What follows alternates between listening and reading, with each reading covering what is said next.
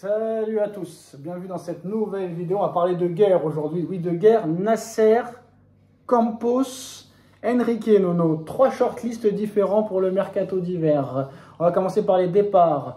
Luis Enrique ne veut plus de Kolo Muani. Luis Enrique ne veut plus de Kimpembe. D'ailleurs, je ne sais même pas s'il sait qui c'est Kimpembe, vu que ça fait 2 ans qu'il est blessé. Et au début de sa blessure, c'était Galtier l'entraîneur. Donc je ne sais même pas si à l'entraînement, Luis Enrique sait qui est Kimpembe. Et le troisième, Milan Skriniar. Sauf que Skriniar a un salaire tellement énorme qu'il ne veut pas partir.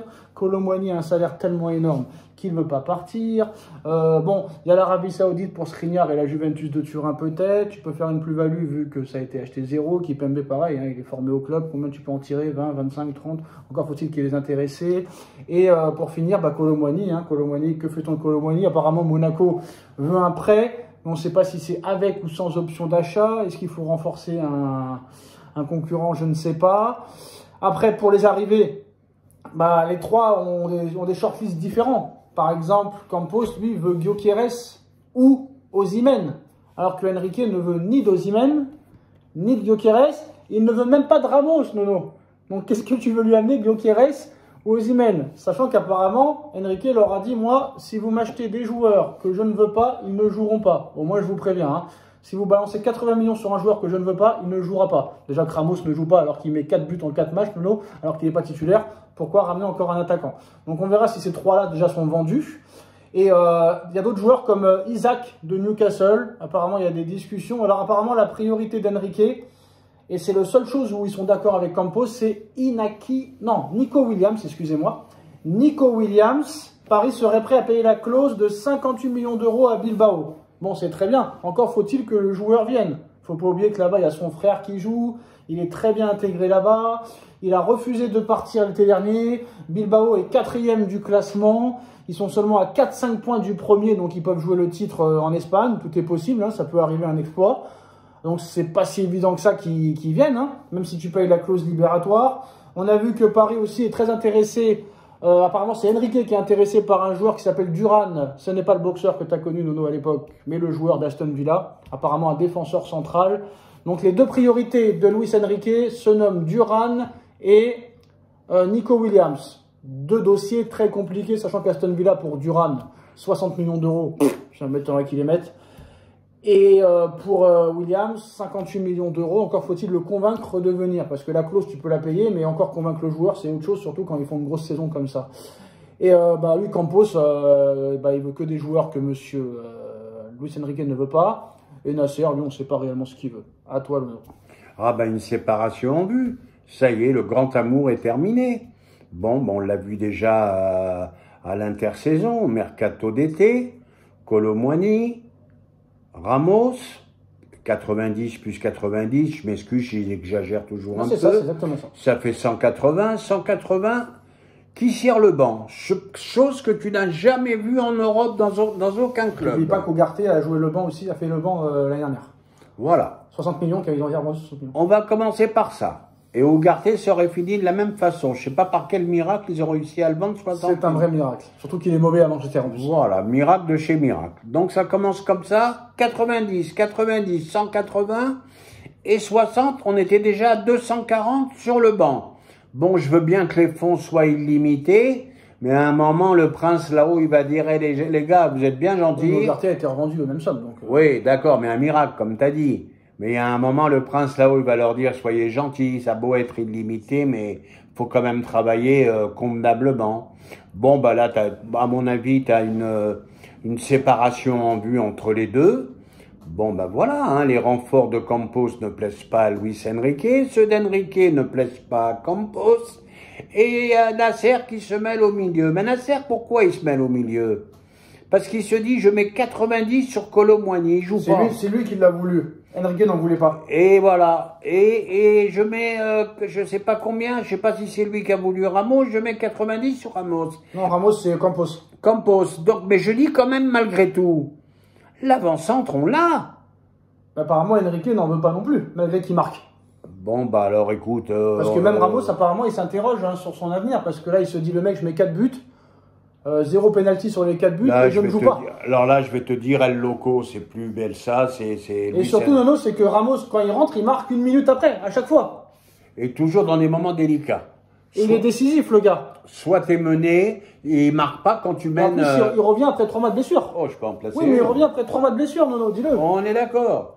Alors, en plus, il marque dans les moments délicats. Il marque pas quand tu mènes 3 ou 4-0. Mais quand Guinli est meilleur aux yeux d'Enrique. Décisif. Ah bah, quand Guinli, je te l'ai dit, je te l'ai répété, c'est une affaire commerciale. Ils battent des records de vente de maillots en Corée du Sud. Et tu sais qu'il y a beaucoup de monde là-bas. Donc Nasser a donné des pleins pouvoirs à un coach que jamais avant lui en ont eu. Jamais Pochettino, Galtier, Tuchel, Emery ont eu autant de pouvoir. Enrique est là.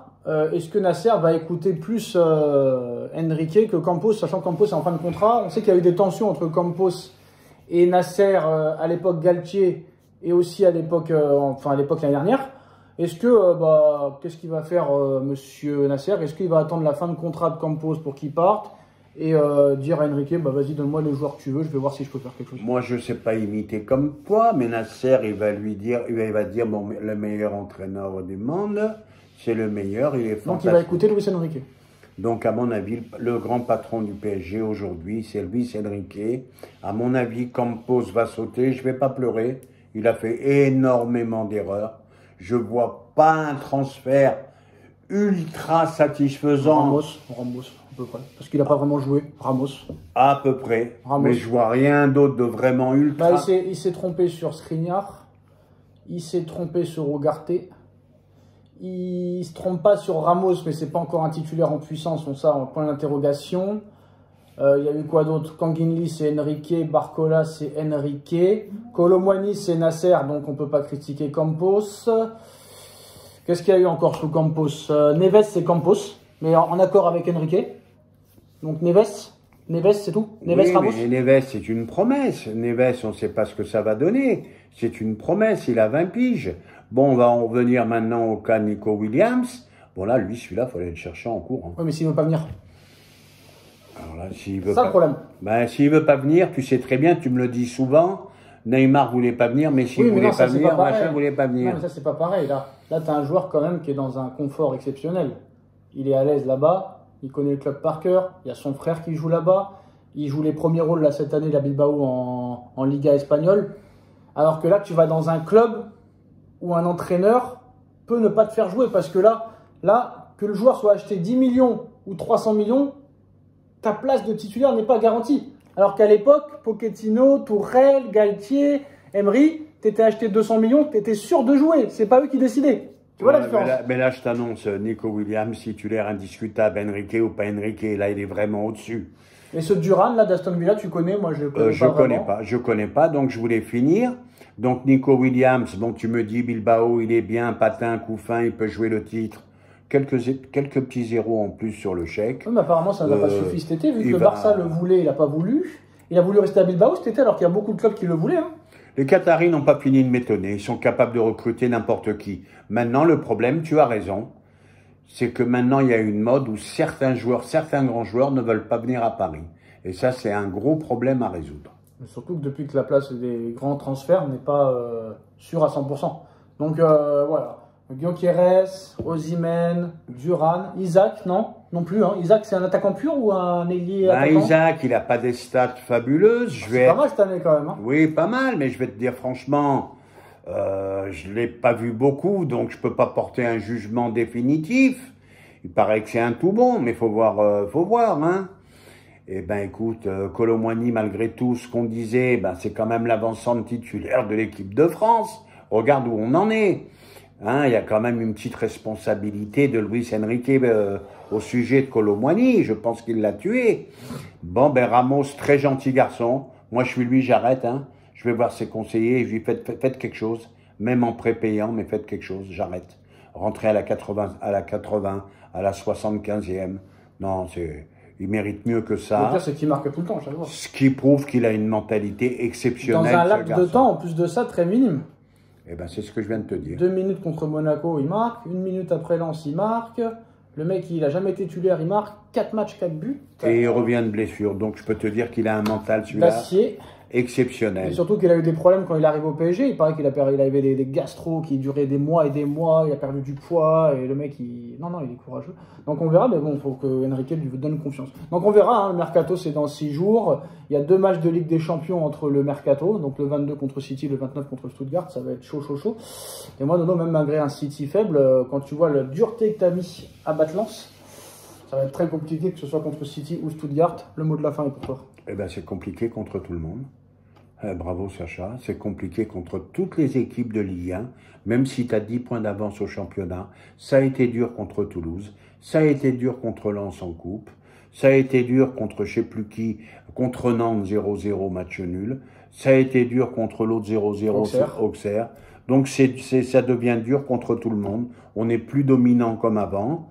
Donc comme tu as dit, la suite, je pense malgré tout que pour le titre c'est fait, mais très peu d'espoir en Ligue des Champions. Et ben voilà les postos, à très vite. Tchuss. Tchuss.